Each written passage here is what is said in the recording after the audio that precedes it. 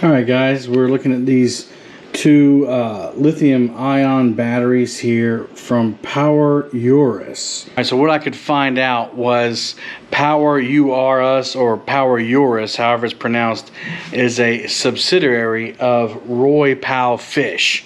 So that's the company that owns this battery. So total transparency, this company did reach out to me via email and asked if I would like to try out their new lithium ion batteries in exchange for a video. Now, they didn't ask me to lie, they didn't ask me to make things up, they just asked me to show you guys a few features and test them out on the old boat there. So I've been looking for some affordable lithium ion batteries, and these are very affordable. I think on their website right now you can get them for about $350 a piece for the ones that I have, which are the 12.8 volt batteries, the 100 amp hour battery. So let's get into it a little bit and I'll show you what I got. First of all, I want to say these things were packed very well. Double cardboard boxes with insulated foam, soft foam on both sides, and wrapped in plastic. They did a really good job protecting their product and so that it gets to you undamaged. I will say that right off the bat. Shipping was super fast. After they said that they needed my address, I gave it to them and they had them to me in 3 days. So they're shipped from somewhere in the US, even though it is a Chinese company, that Roy Powell Fish that I told you about earlier. Another thing that I like right off the bat is that they have all the information right here on the front. Lithium ion phosphate battery, just so you don't confuse it with a gel battery. They have the voltage and the amp hours right here on the front and the back. So if you turn it around on the back, all the information is still there. Charging voltage, charging current, discharge current, and max discharging current 200 amps. And then they have over here all your cautionary stuff, made in the People's Republic of China. So there you go, it is made in China. Tells you how to store it, 75% capacity. So if you're going to take it off the boat, you know, you want to keep that in mind and recharge the battery periodically. I'm going to charge it as needed. The next thing that I like is that the strap is removable. So they got a nice one-piece strap here, and it's held in by these little hooks over here. A little close up there so you can see. And so all you do is take this strap out of here and pull it off. So if you want to keep the strap on to get it in your boat, and then you don't want the strap on there because it's going to get in the way, you can just take that off whenever you want and store it. Very easy to do. I did it with one hand earlier, and I think in the video clip I'm doing it with one hand, just like that, just that fast, guys. Boom, boom, ready to go. That's pretty cool. As far as what it comes with, just this little document right here, welcome guide. It has the serial number on the guide, and the serial number is also on the top of the battery. I don't know if you can see it, but yeah, it's right there on top of the battery. You'll need that when you use the app. The app is like any Bluetooth device. When you pull it up, it's going to show you the Bluetooth devices in the area, so you'll need that serial number, and this one is S12100. Picture the battery, and then your basic user's guide. You know, it tells you how to charge it, tips on how to preserve the lifespan of the battery, some restrictions. They recommend a charger. I'll show you what charger I'm using. I'm using the NoCo Genius. And then they have the specifications here, which are also on the battery, so really don't need it for that. This battery has a low temp shutoff and a high temp shutoff. In the booklet it says they send these to you 30% charged just for shipping, but that is not true. Mine were dead on the zero, and it took 18 hours to charge both of them at 5 amps. So the NoCo Genius I have is a smaller one because I can afford it, and it took 18 hours to charge both of these. This battery does have high temp protection and low temp protection, which is odd for this price range. Usually you don't get those features in a battery so inexpensive. Something else you're probably not likely to see in a battery in this class is a Bluetooth connection capability. Yeah, that's right. It comes with an app, which again blows my mind for this price range. Something interesting about this battery, it is rated to maintain 80% of its full capacity after 3,500 discharges and charges. I don't know how that ranks with other batteries, but that sounds amazing to me. This battery also comes with a 5-year warranty. Something I'm a little concerned about are these posts. They're only about 5/8 of an inch deep, which, I don't know, I guess you could take this first washer off, but I might end up getting longer posts. It looks like it can take a longer post. I'm just concerned with hooking things up, but I guess if I really think about it, the only things I'm going to be putting on here is the onboard battery charger and the trolling motor. The only thing these batteries are going to run is my 24-volt trolling motor, so I might be okay. But if you're hooking a bunch of stuff up to this, you might want to think about getting a 1/2 inch or 3/4 inch battery terminal or post. I do love the fact that there is a Phillips head option in the top. You don't have to use a wrench on here, but you can, obviously. I started off with a wrench until I noticed that there was a Phillips head option in the top. And although I would probably still tighten it with a wrench, it's awesome to know that out on the water, you don't have to carry a bunch of tools. Most likely you have a Phillips head screwdriver laying around, and you can just tighten that up. I tested both of them, and I prefer the screwdriver over the wrench. Just saying. The reason I'm looking for lithium-ion batteries is not only the performance, but the weight reduction. One of these batteries only weighs 27.5 pounds. If you've been around gel batteries your whole life, you know that a gel battery this size is double that. So basically, I'm going to be able to take a whole weight of a battery off of my boat, which should improve performance. At least I think so. Okay, across the front, it's about 13 inches. Across the back side is about 6.8 inches. And then from top to bottom is a little over 8 inches. So they tried their best to keep this as standard as possible, and I think it's gonna fit perfectly where my current batteries are. Now I'm going to show you the app. It is available in the Google Play Store and the Apple Store, obviously.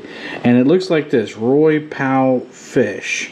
And it doesn't look like the batteries themselves. And I didn't know that, so I had to go on their website and get the name of the app to download it. So if you're watching this video, save yourself a little time. LiFePO4 Fish is the app. You have a minimum voltage, maximum voltage, average voltage, voltage difference, the number of cycles, design capacity, and then the available power. When you're charging it, you will get a remaining charge time, and then it gives you an estimated remaining discharge time as you're using the battery. So here we go, let's hook it up, and what you do is you click on this Bluetooth button up here, and as you can see, there's a whole bunch of devices around me that have Bluetooth capability. But we want to look on the top of this battery right here. The serial number is right here, S12100A, and then it even has the secondary serial number. So we're going to click connect. We are at 100% charge. The total voltage is 13.3 volts. I do not have it hooked up to anything, so it's not drawing any power. But you can see all the information there, and there's the individual cells that we were talking about. You can see the individual cell temperature and the cells in series, how much they're charged. I hope that's not too blurry for you. The only thing I'm not too crazy about this app about is that I can't see both of my batteries at once. I think that if you wire them in tandem together like I'm gonna do, that it will show up on there, but we'll have to test that out when we do that. But to change over, I have to disconnect by going to the Bluetooth button. Then I have to select the other battery, which is 752. connect that battery. And here's the same thing. 100% power gives you the cycles. You just have to switch back and forth between them if you need to see both. So regardless if you have 1, 2, 4 batteries, you can look at all of them. You just have to switch back and forth between the app to see the battery and what the charging is. But I think that's better than not having the option to do it at all, because what's worse than being out on the boat and your battery just dies? That app is going to come in useful to you, because not only can you tell what state of charge you're in, but you can tell the load on it. You get any warnings that the battery gives you. Also has things like being able to tell the individual cell temperature. This is rated at a 1280 watt hour capacity. I haven't done any testing. I'm not planning on it. There are plenty of videos out there where guys have put these on all kinds of devices and everything. I'll link a couple of those below. All I'm concerned with is the weight, giving you the specifications, showing you the app, and then we're going to put it on the boat and see how long it can hold me still in this big old pontoon boat. You absolutely need a battery charger that can charge lithium-ion batteries. Make sure that if you have an old charger, check it and see. It may not have the capability. I've never tested out whether a regular charger can do it or not, but this Noco Genius has the capability. So I'll show you what I got. This is a Noco Genius. As you can see, it says AGM battery and lithium battery right here. And so I have a dual charging system, which means I just have to wire these up to the terminal on the battery. Like I did that when I got them. Here, those are all falling down, making me look silly. But I just hooked these up to the battery post. They have fuses in line. So this is only a 5 amp version. You can get a 10 amp version. I believe they even have higher amperage battery chargers, but they are pricey. The exchange, I guess, is that you can have less time in between charging cycles so you can fish more. But usually I got one day during the week that I'm going to get to fish. So I usually bring the boat home and charge it up overnight, and we're usually pretty good. Now I don't usually run my batteries dead. In fact, on this battery it tells you that you should only run it to about 30% capacity, and I think it does have a shut off rate on it to where it'll cut off before you get too low for the battery. Well guys, the only thing left to do is to put it to the test. We're going to install these batteries tonight on my boat, and then this weekend we are going to test them out on my trolling motor. I have a Minn Kota power drive, and it usually holds this boat pretty good on the gel batteries that I have. They don't get too hot. They really don't run out of steam. I can usually run them for about 2 days, and they're just great batteries. But I want to try these lithiums, like I said, for the weight and for the performance. So I guess next time you see me will be after this snap, and we'll be on the boat. Well, first test, trolling motor is moving, and I'll just show you real quick how I have this set up in here. Got the batteries in there. Got my onboard battery charger and trolling motor drilled out through there. So they work. That's good because we need a trolling motor today. Okay, we're just going to check the app here. Alright, well, we've been fishing for over 2 hours with light use on the trolling motor, and we're still at 100% on our battery, so that's pretty good. I'm going to put it under a little bit of load here. Alright, it's using 1.1 amps right now, and if I were to troll at this speed, it would take me 3 days, 16 hours, and 47 minutes to run that battery down. So that's pretty good. Let's bump it up to 10 real quick. This is the max speed on the trolling motor. Again, not too bad. We're pulling 39 amps. If we did this constantly, it'd take us 2 hours and 32 minutes to run the battery down, so that's really good. We'll test that again when we spot lock later. Okay guys, we've been spot locked here for a couple hours now. Not much current, just a little bit of current. And this battery is down to 98%. So not bad. Not bad at all. Again, not much current. Like right now, we're not even pulling any amps because the current is very slow. But let's check over to the other battery. Again, this is the only thing I don't like about this app is I have to switch batteries on and off. 98% again. 97.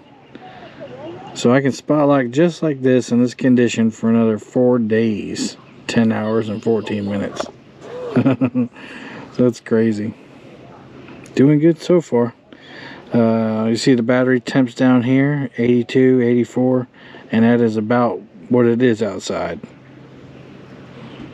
Looking good. Alright guys, we're at 96%. We are at full speed, moving about 2.6 miles per hour. And we're going to go around into the main channel here so we can test the you know, put some pressure on the batteries. See if we can't heat them up and melt them. Alright, we're at 90%. So spot locking and current is taking a huge total on the batteries, but we are pulling a lot of current, 14.3 amps. Like I said, this is a very, very strong current. The battery temperature's holding. We got 3 of them at 90, 1 of them at 86. 3 cells at 90, 1 of them at 86. I keep going back and forth between the batteries, and they're reading the same exact readings, but just for continuity, I'll go ahead and switch batteries. So we'll go to let's see, there's number 52. It's connecting. 90%. This one's got 2 at 90, 2 cells at 90, 1 at 86, and 1 at 88. Still at 90%, pulling the same amount of amps. Says that we can spotlight like this for 5 hours. That's good. That's really good for catfish. I don't know if that's true, but you see the cycle one time. I've charged them one time. It's got your average voltage, your minimum use, and your maximum voltage around the same. So we are discharging a lot of power right now, but again, a strong current. We've also been able to catch 2 catfish while we're sitting here, so that's awesome. All right, folks, we're at the last spot of the day. The batteries have been doing really good. We're spot locked right now. We just spot locked in the most treacherous water in front of the train trestle. I forgot to film all of that, but a lot of traffic through here. Lots of traffic, and they pay no mind to anybody anchored. So we're gonna try one more spot here. We're on spot lock. It's pulling the same amount of power, that 13, 14 amps, and we're gonna see how she finishes up. Here is the app, the final results. We've been spot locked for a couple hours now, and you've been seeing the percentage come down to 79%. We're not in as much current as we were earlier, so that's why we have extra time. It says we could do this for another 11 hours, honey. Another 11 hours we can spot lock it. The temps are getting high on the battery. 90, 90, 93, and 93 in the cells. They're up there in that green top box with the sun shining on them. It's almost 90 degrees today. So I would assume that that's why they're getting hot. Let's check the other one. All right, 79% on this one. This one says we got 15 more hours. Wow. And all of the batteries are over all the cells are over 90% on this one. So what do we want to gather from this? Not much. Number one, they work. The app is okay. You can tell how much power you got, and for a battery in this price range, that's pretty good to have an app. The information it gives you is relevant. You need it, and you can base your day off of it. But as far as longevity, durability, this is just the first time we've tested the batteries, and they're doing the job. I mean, they're doing what they're supposed to do. There's only 2 things I'm not stoked about these batteries so far. And number one is the app. I'd like to be able to see both batteries on one screen. Not a huge deal. Basically, what one reads, the other one's going to read. But number 2 is more major for me. The batteries are too long. They're 13 inches long. My other batteries were 12 inches, so they didn't fit in my bay, and that kind of is a bummer to me. So I guess my number 1 feedback is the size. If they could make the batteries a little bit shorter, or not as wide or long, however you want to look at it, under 13 inches, that would help me out. I'm sure other guys don't have a problem. Maybe you're putting it in a bass boat, but when it comes to storage on a boat, every inch matters. And especially on this boat, when I have predetermined capsules or boxes or whatever you want to call them, I need the batteries to fit.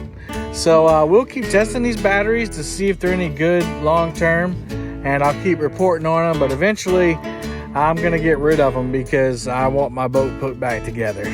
So anyway, that's my little report there on the batteries. I think if you want to try some really inexpensive batteries with some higher end features, this is a good one to try out. Again, they did send me these batteries for free to try out, but I'm just being honest with you. Right now, they seem like they're doing a great job. We'll see down the road. Anyway, until next time, happy fishing.